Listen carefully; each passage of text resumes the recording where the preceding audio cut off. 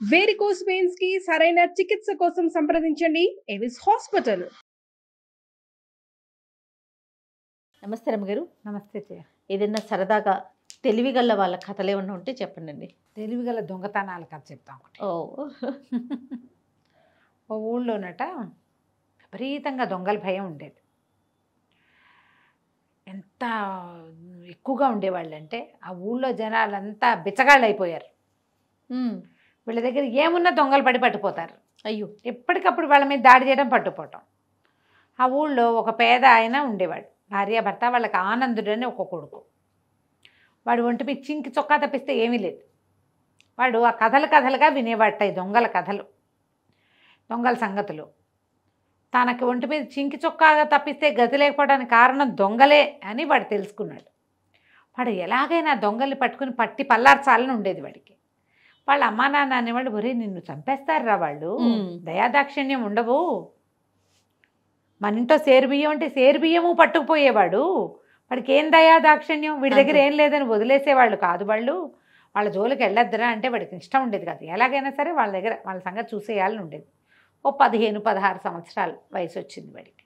కానీ వాడికి ఆ దొంగల మీదే ఉండేది. మరి చిన్నతనం నుంచి విన్నాడు. అయితే ఒకనాడు వాళ్ళ అమ్మా నాన్న చెప్తున్నా వాడు వినకుండా దొంగల గుర్రాలు వెళ్ళాయని అనిపిస్తున్న ఒక దారి వెంబడబడి వెళ్ళటం మొదలుపెట్టాడు. చాలా గుర్రాలు వెళ్ళిన దారి కనపడుతోంది. ఇక అట్లా వెళ్ళగా ఒక అడవిలో ఒక పెద్ద భవంతి కనపడింది వాడికి. చిమ్మ చీకట్లో ఆ భవంతిలో దీపాలు ఉన్నట్టు తెలిసింది.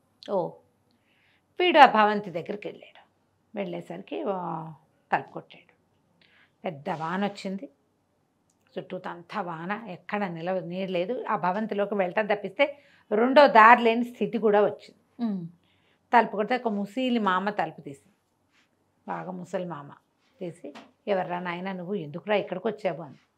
చాలా పెద్ద వాన, ఎక్కడ నీడలేదు, ఏమైపోతాను అని లోపలికి వచ్చాను అన్నాడు. నీ పరిస్థితి ఇంకా అధ్వానం అవుతుందిరా ఇందులోకి వస్తే. ఈ భవంతి ఇదేమి మంచిది కాదు, దొంగలది ఇది. వాళ్ళు దొంగ వెధవలు, నన్ను ఎక్కడి నుంచో పట్టుకొచ్చి ఇంట్లో పడేశారు, వాళ్ళకు వండి పెడుతున్నాను చచ్చినట్టు. పరమ పాపిష్టి వెధవలు వీళ్ళు, వెళ్ళిపో నువ్వు అనేసరికి వీడు ఒప్పుకోరు. ఆ పోయేదేదో లోపలే పోతాననుకో, నేను అదేదో లోపలే పోతా, ఈ వానలో పడిపోను నేను, నన్ను లోపలికి రానియమన్నాడు. రానియమంటే ఆవిడ లోపల రానిచ్చి ఒక గుప్పెడు అన్నం ఏదో ఉంటే వాళ్ళకి తెలియకుండా, మనుషులు రాకుండా చూసి వాడికి అన్నం పెట్టి పడుకోమని. దొంగలు ఇంకా రాల. అది ఆ దారి గుర్రాలు వెళ్ళే దారి అంతే. సరే కుర్రాడు ఏం చేశాడు, లోపల ధనపు రాసులు, ఎన్ని సామాన్లో. వాడు చూసి అనుకున్నాడు, మా ఊళ్ళో వాళ్ళ డబ్బులన్నీ ఇక్కడే ఉన్నట్టున్నాయి అనిపించింది. ఆడు తిరిగి ఈడు తిరిగి ఇట్లా కుప్పలు తెప్పలుగా పోసేసున్న ధనపు రాసుల మధ్యలో పడుకున్నాడు పోయి. అర్ధరాత్రి బాగా తెల్లవారుతూ ఉండగా 3 గంటలకో 3:30కో మరి దొంగలు మొత్తం ముఠా అంతా లోపలికి వచ్చారు. లోపలికి వచ్చి ఈ ధనపరాశుల మధ్యలో ఓ పక్కగా పడుకుని ఉన్న కుర్రాన్ని చూసి వాడు తను దాన్ని లేవదీశారు. వీడిని ఇప్పుడే చంపేద్దామా, చిత్రహింసలు పెట్టి రేపు పొద్దున్న చంపుదామా అని మాట్లాడుకుంటున్నారు. కుర్రాడు లేచి దండం పెట్టాడు. బాబు నన్ను రక్షించండి, చిన్నప్పటి నుంచి దొంగ వాళ్ళని కోరికండి నాకు, చిన్నప్పటి నుంచి ఉంది, అందుకని మీకోసం వెతుక్కుంటూ వచ్చా, నన్ను కూడా దొంగల ముఠాలో చేర్చుకోండి, మీరు ఏ పని చెప్తే ఆ పని చేస్తా అనేసరికి వచ్చింది వాళ్ళకి. సభాష్, బాగుందిరా, ఎవడైనా మా వృత్తి తీసుకుంటామంటే స్వాగతించము, అదే కదా, తప్పకుండా స్వాగతిస్తాం. అయితే మా లోపల మా గుంపులోకి తీసుకోవడానికి రూల్స్ ఉన్నాయి మాకు. ఏదైనా ఒక్క దొంగతనం అవతల వాడికి తెలియకుండా, నువ్వే దొంగతనం చేసావని వాడికి తెలియకుండా తెలివిగా దొంగతనం చేసుకొస్తే నిన్ను మాలో రాణిస్తాం. 2 దొంగతనాలు కనుక ఎవ్వడికి తెలియకుండా, నరమానవుడికి అర్థం కాకుండా చేసావా, నువ్వు మాలో ఒకడు అయిపోతావు. 3 దొంగతనాలు చేస్తే నువ్వు మాకు నాయకుడు అవుతావు, నీ నాయకత్వాన్ని మేము ఒప్పుకుంటాం. ఓహో, మాలో ఇప్పుడున్న నాయకుడు అలాంటి వాడే, అంతకుముందు ఉన్న నాయకుడు కంటే తర్వాత వచ్చిన నాయకుడు ఇంకా గొప్ప షార్ప్. ఇలాగ నువ్వు మాకు ఇప్పుడు నాయకుడు అవుతావు అనేసరికి వీడు అలాగేనన్నాడు. అక్కడ బోల్డ్ అనే సామాన్లు ఉన్నాయి. ఎన్ని సామాన్లలో చెప్పుల జత ఒకటి కనపడింది. వీడేం చేశాడు, ఆ చెప్పుల్లోంచి ఒక్క చెప్పు తీసుకున్నాడు. దొంగతనం చేసుకుని వస్తానని చెప్పు పుచ్చుకుని వెళ్ళిపోయాడు. దొంగలు కూడా చూద్దామనుకున్నారు. ఇప్పుడు వాడు వెళ్ళి చేసేదేం లేదు, ఈ ఊళ్ళో రాజభటులు లేరు, ఎవరు లేరు, అడవి చాలా దూరం ఊరికి.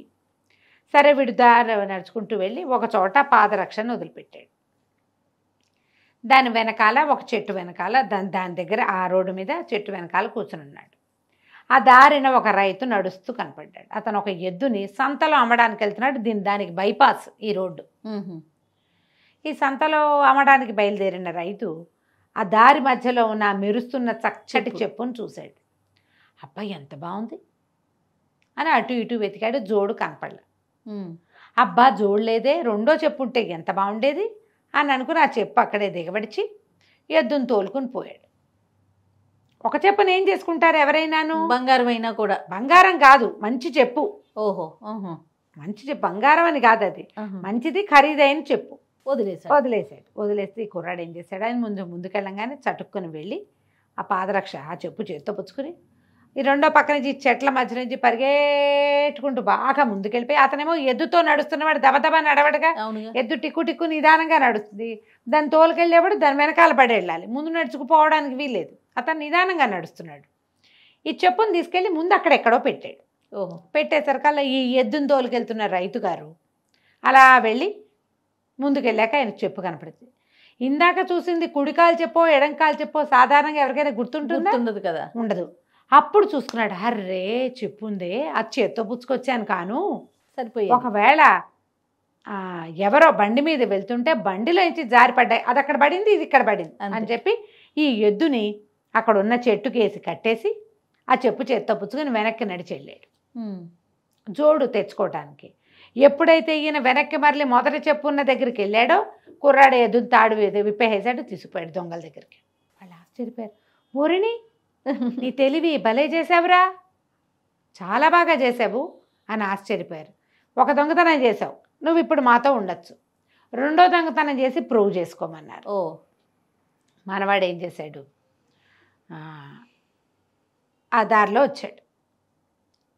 ఈ ఎద్దుని రైతు చెప్పు కోసం చూసుకున్నాడు, ముందుకెళ్ళి వెనకెళ్ళి చేసేసరికల్లా ఉన్నది ఒకటే చెప్పని, ఎద్దు కాస్త మిస్ అయిందని తెలిసిపోయింది. ఆ ఎద్దుని ఎవరైనా విప్పుకుపోయారో ఇంకోటి ఏమైందో తెలియలే. ఏం చేస్తాడు, నడిచి వెళ్ళిపోవటం మొదలుపెట్టాడు. ఈ ఎద్దునే దొంగల దగ్గర దింపిన కుర్రాడు, అది పెద్ద దారి, పరిగెత్తుకుంటూ ఆ రిటర్న్ దారి ఉంది కదా, ఆ దారిలోకి బాగా ముందుకెళ్ళి ఒక పగ్గాన్ని అంటే తాడుని తీసుకెళ్ళి ఊపిరి బిగబట్టి ఒక చెట్టుకు వేళ్లాడేసి మెడకు తగిలించుకుని ఇట్లా శవంలాగా ఉన్నాడు. ఈ నడిచి వెళ్తున్న రైతు పైకి చూసి, అయ్యో ఎవడో చచ్చిపోయాడే, ఆత్మహత్య చేసుకున్నాడా, ఎవడైనా వీడిని చంపి అక్కడ తగిలిచ్చారు. చూస్తే ఆ చెట్టు ఎత్తు చెట్టు, ఎవరో తగిలిచ్చారు వీడిని. ఆ దొంగలు వింటారు, ఎవరైనా వింటారు, దొంగ చచ్చిన వాళ్ళని ఎవరైనా సరే ఇట్లా వేళ్లాడేస్తే ఈ ఊళ్ళో దొంగలు పోతారు, నా ఎద్దును దొంగిలిచ్చేసాడు ఎవడో చచ్చిన వాడని తిట్టుకుంటూ పోయాడు. ఎప్పుడైతే అతను చెట్టును దాటి వెళ్ళిపోయాడో కుర్రాడు చెట్టు దిగేసి ఆ పగ్గం పుచ్చుకుని ముందుకు పరిగెత్తుకుంటూ వెళ్ళాడు. ఈయన రెండో ఎద్దును పుచ్చుకెళ్తున్నాడు. ఇప్పుడు ఒక ఎద్దు పోయింది, రెండో ఎద్దును పట్టుకెళ్తున్నాడు. ఎద్దును పుచ్చుకుని నడిచి వెళ్తుంటే ఏం చేశాడు, ముందుకెళ్ళి మళ్ళీ ఇంకో చెట్టుకు వేళ్లాడడం మొదలుపెట్టాడు. ఈయన చూసి ఆశ్చర్యపోయాడు, ఇంకోటి చచ్చిపోయాడే, ఏమిటి ఇంతమంది చచ్చిపోతున్నారు ఆశ్చర్యంగా అనుకుని ఆ చెట్టును దాటి వెళ్ళిపోయాడు. ఈ కుర్రాడు మళ్ళీ ముందుకు పరిగెత్తుకుంటూ వెళ్ళి ముందు ఇంకో చెట్టుకు వెళ్ళాడాడు. ఈ మూడో చెట్టుని దాటుతున్న రైతు ఆ ఎద్దును పుచ్చుకుని ఉన్నవాడు పైకి చూసి, అయ్యి బాబోయ్, అవును ఇదేంటి, మొదట చూసినవాడు రెండోవాడు మూడోవాడు ఒకేలా కనపడుతున్నారు, మొదటి వాళ్ళు ఉన్నారో లేదో చూద్దామనిపించింది ఆయనకి. అయ్యో, ఈ ఎద్దుని ఇక్కడ కట్టి వెనక్కి నడిచి వెళ్ళాడు. ఎప్పుడైతే రైతు వెనక్కి నడిచాడో వీడు చెట్టు దిగేసి ఈ రెండో ఎద్దును కూడా చెత్త పుచ్చుకెళ్ళిపోయాడు. రెండో దొంగతనం అయిపోయింది. వాళ్ళంతా ఆశ్చర్యపోయారు, ఊరిని ఎంత తెలివిగలవాడివిరా నాయన, సరే ముచ్చటగా మూడో దొంగతనం చేయి, నిన్ను మేము నాయకుడిని చేసుకుంటాం అని చెప్పేసరికి ఇతను ఏం చేస్తే సరేనన్నాడు. రెండో ఎద్దును కూడా ఇక్కడ కట్టేశాడు. పాపం ఈ రైతుకి 2 ఎడ్లు పోయినాయి. అతను ఎద్దు అమ్మితే కానీ అతని ఖర్చులు వెళ్ళవు. నిజానికి వ్యవసాయానికి 2 ఎడ్లు చాలు, మూడో ఎద్దు స్పేర్గా పెట్టుకుంటే 2 పోయి 1 మిగిలింది. ఈ ఒకదాంతో ఏం చేస్తాడు, ఏదైనా ఒకదానికి బాగోపోతే దాన్ని కట్టేసి దీన్ని తీసుకుపోయేవాడు. ఇప్పుడు 2 పోయినాయి. ఇప్పుడు అమ్మక తప్పదు. మూడో ఎద్దుని తీసుకుని బయలుదేరాడు. అలా నడుస్తుంటే చెట్ల చాటు నుంచి ఎద్దు రంకె వినపడింది. రద్దు కణేల్మని వేస్తాయి, రంకెలు వేస్తాయి ఎడ్లు. ఒక తమాషా, అంబాలాగా ఉండదు, ఒక తమాషా రంకె. ఎప్పుడైతే ఈ ఎద్దు రంకె వినపడిందో, అయ్య బాబోయ్ నా ఎద్దే ఇది గుర్తుపట్టాడు. నా ఎద్దులాగానే ఉంది, ఇక్కడ ఎక్కడైనా ఎవడైనా కట్టేసి ఉంటాడు, ముందు దాన్ని విడిపించేసుకుంటే సరిపోతుందని ఈ మూడో ఎద్దుని చెట్టుకు పగం తగిలిచ్చి ఆయన ఆ చెట్ల చాటుకు వెళ్ళాడు. ఈయన అక్కడ ఎవరు అరిచారు? వీడే, మనవాడే ఆనందుడు. కాబుక్కని వచ్చి ఈ మూడో ఎద్దును కూడా విప్పిపోయాడు. వరుస పెట్టి 3. మళ్ళీ వెనక్కి తిరిగి వస్తే అక్కడ ఎద్దు లేదు, ఇక్కడ ఎద్దు లేదు. దొంగలు ఆశ్చర్యపోయారు.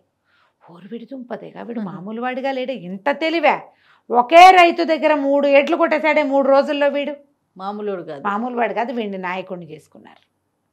నువ్వే మా నాయకుడివి, ఫలానా నగరంలో దగ్గర సమీప అడవులు దాటాక నగరంలో ఒక చోట మనం దోపిడీ చేయాలనుకుంటున్నావు, నువ్వు ప్లాన్ చేయమన్నారు. ఓహో, నాయకుడు కదా, నువ్వే నాయకత్వం వహించమన్నారు. మనవాడు ఏం చేశాడు?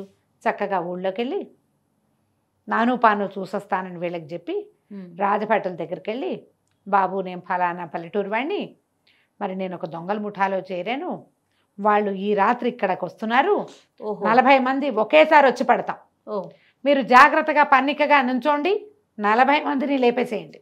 నేను వాళ్ళలో కొత్తగా చేరా, ఫలానా ఊరు, నా వీడు గ్రామ పంచాయతీ అన్నీ చెప్తున్నాడు, ఆ ఊరు ఈ ఊరు ఇది అనేసరికల్లా మరి అవన్నీ వాళ్ళకి ఉంటాయి కదా, ప్రతి ఊళ్ళో ఎంతమంది ఉన్నారు, ఎవరి కొడుకు ఎవరు ఉంటాయి లెక్కలు.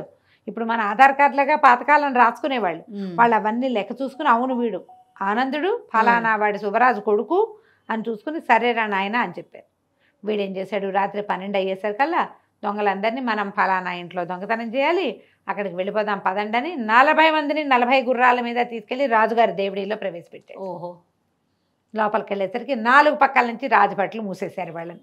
వాడు తెలివి చూడు, పట్టేశారు. ఎప్పుడైతే వీడు కొమ్ము బూరా ఊదాడు, బూరా ఊతానని చెప్పాడు, 40 మంది లోపలికి వెళ్ళగానే బూరా ఊదేశాడు. ఆ చుట్టుపక్కలంతా కాపలా కాస్తున్న సైనికులు వాడి మీద పడిపోయి పట్టేశారు.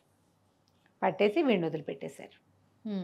వీడు తెలివిగా ఏ భవనంలో దొంగల డబ్బులు ఉన్నాయో అది పేరు మాత్రం చెప్పలే. చూడండి, అక్కడి నుంచి వెళ్ళిపోయి ఆ దొంగల భవనంలో ఉన్న ముసలి బామ్మని విడిపించి ఆ 3 ఎడ్లని ఆ రైతుకు అప్పచెప్పి, చుట్టుపక్కల ఊళ్ళల్లో ఎవరెవరు ఎంతంత ధనం పోగొట్టుకున్నారో తమ గ్రామ పంచాయతీలో మొత్తం లిస్టు తయారు చేసి, లిస్టు ప్రకారం ఎవరిది వాళ్ళకి అప్పచెప్పేసాడు, డిస్ట్రిబ్యూట్ చేసేసాడు డబ్బు. రాజుగారు 40 మంది దొంగల్ని పట్టించినందుకు ఆయన ఒక పెద్ద బహుమతి 300-400 వరహాలు ప్రకటిస్తే ఆ డబ్బు పుచ్చుకుని దొంగలు ఖాళీ చేసిన భవనంలో అమ్మా నాన్నని పెట్టుకుని హాయిగా ఉన్నాడు. కథ కంచికి మనం ఇంటికి. చాలా బాగుంది రమ్మ గారు, తెలివైన కథ కదా. తెలివైన కథ. నమస్తే అండి. నమస్తే జయ.